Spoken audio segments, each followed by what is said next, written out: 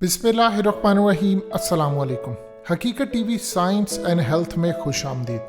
हकीकत TV science and health की हमेशा कोशिश रहती है कि आपको ऐसी वीडियोस, ऐसे टॉपिक दें जिससे आपको पता चलेगा कि हमारा कुरान मजीद तमाम किताबों से अफजल है, ये अल्लाह का कलाम है और आज की मॉडर्न साइंस घुटने टेकती है। लेकिन अफसोस का मकाम ये है कि हम कुरान मजीद को खुद नहीं समझ सके और हमारी ज़िम्मेदारी थी कि उसको फॉलो करते दुनिया में तरक्की हासिल करें। आज हकीकत टीवी जिस टॉपिक पर आपको रहनुमाई फराहम करेगा, सुनकर आप हैरान होंगे कि एटमी हमले का जिक्र कुरान मजीद में तफसील से मौजूद है। और ये वो एटमी हमला जिसको आप समझ लीजिए कि इस पूरी सूरत हाल में मॉडर्न साइंस में जो एटमी हमला हुआ था, जो जापान पर अमेरिका ने 2 एटमी हमले किए, हिरोशिमा और नागासाकी। हकीकत टीवी साइंस एंड हेल्थ की इस वीडियो को लाइक करें, चैनल को सब्सक्राइब करें और बेल आइकन पर ज़रूर क्लिक करें। सिमिलर बिल्कुल कुरान मजीद में किस जगह पर जिक्र है कि किस जगह एक जगह एटमी हमला होता है और तमाम तर एलिमेंट्स उसके पाए जाते हैं, ख़ास तौर पर इन हमलों में होने वाले नुकसानात में। ये तमाम चीज़ें आपने समझनी है, लेकिन उससे पहले आपको थोड़ा सा ये समझना पड़ेगा कि क्या वो मॉडर्न साइंस और टेक्नोलॉजी इस्तेमाल हुई जिसका कुरान मजीद में 1430 साल पहले जिक्र था। यानी आप अंदाज़ा कर लीजिए कि 1945 में जो एटमी हमला होता है वो पहले से बताया गया था कि ये एटमी हमला पुरानी अक़वाम पर भी हो चुका है। तो क्लियरली आपको पता चलेगा कि पुराने दौर में टेक्नोलॉजी ज़्यादा थी, वहाँ पर कैसे नुकसानात हुए और सिमिलैरिटी मिलती हैं आपको इस हमले में और पुराने हमलों में। ये ज़रा समझ लीजिए। देखिए, आज की वीडियो एक ऐसे हादसे से मुतल्लिक है कि 1 मिनट के अंदर अंदर कई लाख इंसानों को इस दुनिया से रुखसत कर दिया गया। इंसानी तारीख बेशुमार ऐसे होलनाक वाक़या से भरी पड़ी है, मगर हिरोशिमा और नागासाकी पर एटमी हमला मॉडर्न इंसानी तारीख का सबसे बड़ा हादसा कहलाता है।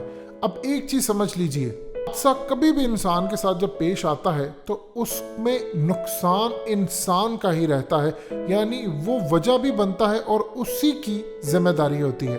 हमेशा नागासाकी और हिरोशिमा के हवाले से बड़े झूठ गढ़े गए, आज तक उसकी सही तादाद बताई नहीं गई। कभी कहा गया एक हमले में 90,000 लोग मरे, एक में 50,000, कुछ 60,000, जबकि असल तादाद लाखों में है जिसको हमेशा से छुपाया गया। असल में ये जो हमला हुआ था ये दूसरी जंग अजीम में हुआ। जर्मनी और बरतानिया के दरमियान एक जंग शुरू हुई, बाद में अमेरिका भी इसमें कूद पड़ा और इस जंग में रूस और अमेरिका एक ही कैंप में थे और बरतानिया भी इनके साथ था। इस वक्त अमेरिका और रूस के दरमियान दुश्मनी नहीं थी जिस तरह आज हमें नजर आती है, बल्कि दोस्ती थी। और ना ही अमेरिका इस वक्त सुपर पावर कहलाता था।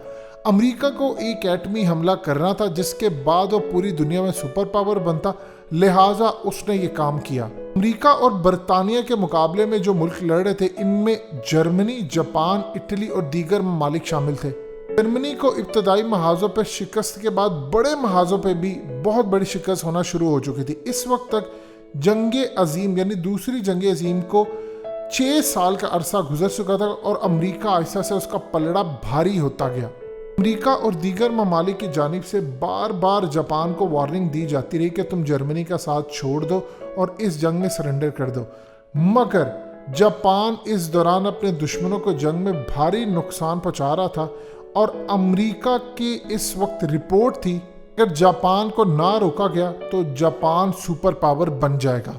6 अगस्त 1945 को ठीक सुबह 8:15 पर हिरोशिमा शहर पे एक एटमी हमला कर दिया गया और 8:16 पर यानी सिर्फ 1 मिनट बाद हिरोशिमा पूरे का पूरा खंडर बन चुका था।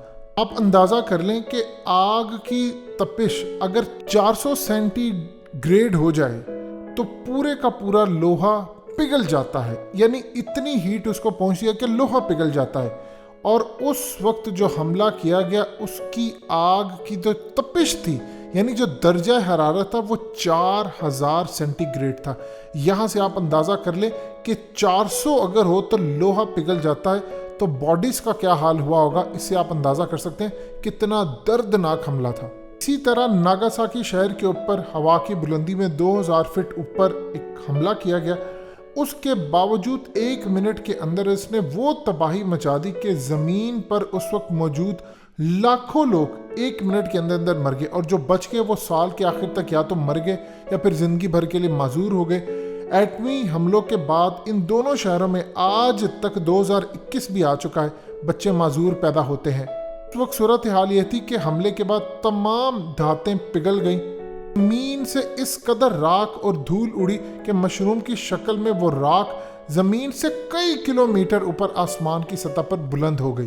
के बाद जापान ने सरेंडर कर दिया, और उसके बाद जो लूट मार वहाँ पर हुई, जो लोग मरे, ऐसा लगा मुल्क पूरे का पूरा गर्क हो गया। इस पूरी सूरत हाल में भूख, फाके, पूरी तरह तबाही। आज तक अमेरिका ने कभी किसी से नहीं पूछा, माजरत नहीं की, लेकिन दुनिया में आज भी वो सुपर पावर बना फिरता है। पूरे का पूरा इंफ्रास्ट्रक्चर तबाह हो गया। अब यही चीज़ बिल्कुल सिमिलैरिटी इसकी आपको कुरान मजीद में मिलती है, और कुरान मजीद आपको क्लियरली बताता है। हकीकत टीवी साइंस एंड हेल्थ ने आपको डिफरेंट वीडियोस बनाकर दी कि फ़िरौन के दौर में क्या टेक्नोलॉजी थी, उस वक्त कैसे ये तमाम चीज़ें बनाई गई, हज़रत नूह अलैहिस्सलाम के दौर में क्या था, कैसे लहरें उठी, ये तमाम आपको एक एक चीज़ बताई गई। अब इस सूरत हाल के अंदर कुरान मजीद से ही समझते हैं।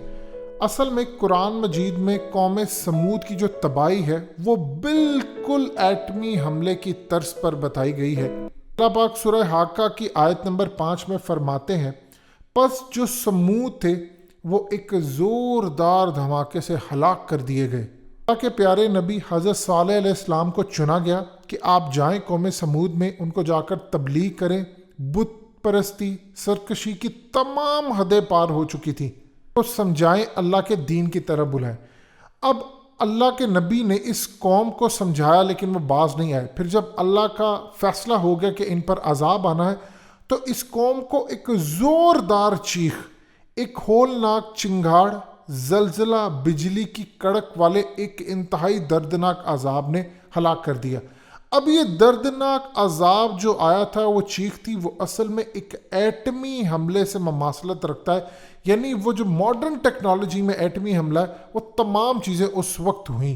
सूरह हूद की आयत नंबर 67 और सूरह हजर की आयत नंबर 83 में वर्ड आता है सैहतुन, इसका मतलब है एक ज़ोरदार चीख। इसी तरह सूरह हाका की आयत नंबर 5 में वर्ड आता है तागियतुन, एक ज़ोरदार चिंगाड़ जो हद से गुजर जाने वाली हो, यानी किसी बड़े हमला जो एटमी हमला जैसे उसके ज़ोरदार धमाके की तरह। और इसी तरह सूरह एराफ की आयत नंबर 78 में सजफातुन के अल्फाज आए हैं, यानी जलजला। और फिर हामीम सजदा की आयत नंबर 13 और सूरह ज़ारियात की आयत नंबर 44 में साइकतुन यानी बिजली की कड़क के अल्फाज आए हैं। अब ज़रा आपको ये चीज़ समझनी है क्या है। देखिए, उलमाए किराम तफासीर जब लिखते हैं तो उन्होंने बड़ी डिटेल में इस पर बातचीत की है। उन्होंने बताया है कि सुबह के वक्त इन लोगों ने एक ज़ोरदार चीख सुनी, जिसको सुनते ही वो ज़मीन पर औंधा लेट गई, यानी बुरी तरह उनकी सूरत हाल हो गई। एग्जैक्टली सिमिलैरिटीज आज हमें जापान पर होने वाले हमले में मिलती है। जिस तरह आप देखिए जापान के ऊपर हमला हुआ, उसके बाद एक अर्थक्वेक आया, और उसके बाद इतनी हरारत हुई कि सब कुछ तबाह हो गया। एग्जैक्टली बिल्कुल इसी तरह अगर हम देखते हैं कुरान मजीद का फरमान, तो कौम समूद के साथ भी यही सूरत हाल हुई कि सुबह के वक्त एक उन्होंने ज़ोरदार चीख सुनते हैं, बिल्कुल इसी तरह जो धमाके यानी एटमी हमले जैसी है। उसके बाद फिर अचानक उनके ऊपर जलजला आता है, और उसके बाद एक बिजली की कड़क आती है। बिल्कुल सिमिलैरिटी इस तरह है, जिसके बाद तमाम के तमाम लोग वहाँ पर हलाक कर दिए जाते हैं। मुफस्सिरीन तफसीर में लिखते हैं कि हजूर पाक सल्लल्लाहु अलैहि वसल्लम दीन की तबलीग कर रहे थे, तो आपके बाद काफिरों का सरदार इत्बा बिन रबिया को भेजा गया। उन्होंने आप सल्लल्लाहु अलैहि वसल्लम को बहुत सारी ऑफ़र्स की, काफ़ी सारी चीज़ें दी कि आप दीन की तबलीग से हट जाएं, आपके आबाओ अजदाद तो ये नहीं करते थे, ये वो काफ़ी सारी बातें कही।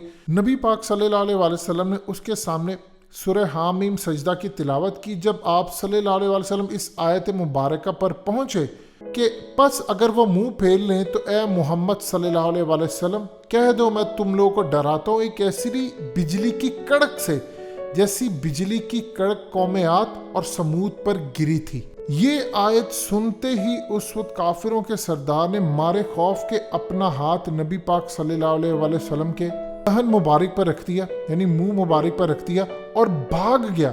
اتنا وہ خوف زدہ ہو گیا کہ کہا کہ کہیں یہ نہ ہو جائے کہ قوم عاد اور قوم سمود والا عذاب ان پر نازل نہ ہو جائے، اور واپس پہنچ کر اپنے لوگوں کو کہا کہ محمد صلی اللہ علیہ وآلہ وسلم جو بات کہتے ہیں وہ کسی صورت کوئی شاعر نہیں کہہ سکتا، یہ کوئی کلام نہیں ہے، یہ کوئی اور ہی چیز ہے۔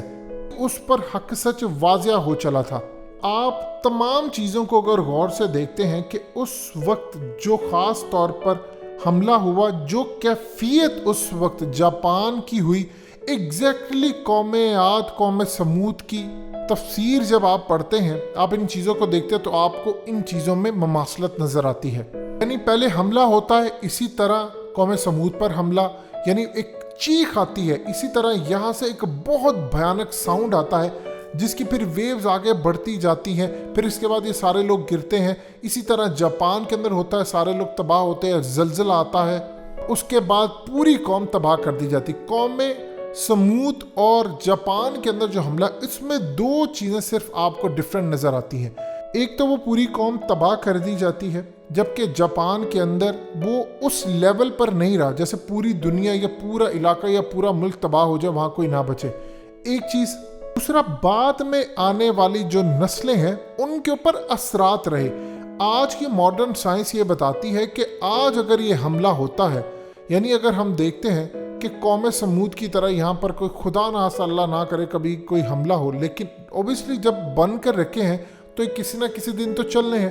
جب یہ حملہ ہوگا تو وہاں پر پھر بچے گا کوئی نہیں، کیونکہ آج کی انٹینسٹی اس کی اتنی زیادہ ہے کہ سب کچھ راکھ کا ڈھیر بن جائے گا، اور جو باقی کچھ اگر زندہ کوئی بچ بھی گئے وہ بھی شاید کچھ عرصے کے بعد مر جائیں، کیونکہ وہ کوشش کریں، نہ کوئی ہسپتال ہوگا، نہ کوئی وہاں پر ریڈیو ویوز ہوں گی، نہ وہاں پر کوئی موبائل ہوگا، سارے مر جائیں گے، کچھ بھی نہ بچے گا، اور شاید جو بچ جائیں گے وہ اٹھ بھی نہ پائے، ان کو اپنی سینسز کھو دے، اور ان کی بھی خواہش ہوگی کہ کاش ہم بھی ان کے ساتھ دفن ہو جاتے۔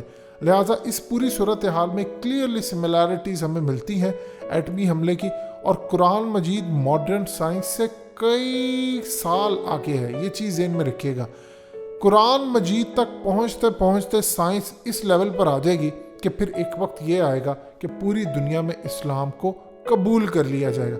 لیکن ابھی صورتحال یہ ہے کہ ہمیں اپنے بچوں کو سائنٹسٹ بنانا ہے، تاکہ وہ قرآن مجید میں چیزیں نکال کر پوری دنیا کے سامنے رکھے کہ یہ اللہ کی پاک اور سچی کتاب ہے، اور یہی حق اور سچ ہے۔